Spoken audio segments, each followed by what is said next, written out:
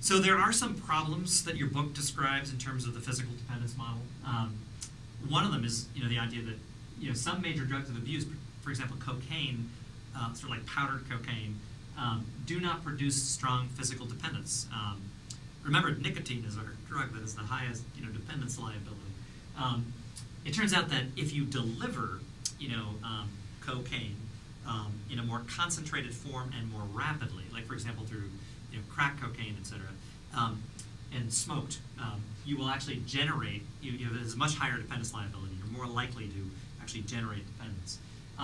It also does, this model they claim doesn't really explain, why drug use, begins. But if you think about it, why does, at least for a lot of these illicit drugs, they actually will produce rather euphoric, experiences that are quite, reinforcing, right, and motivational.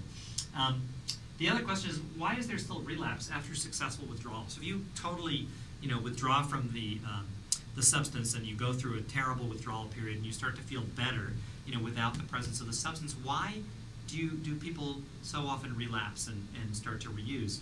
Well, Whippler would say, of course, that a lot of these individuals continue to go back to some of the same environments, right, where the drug taking occurred, and these cues will provoke, withdrawal, actually, just the cues themselves, and generate craving, right, and there will be relapse.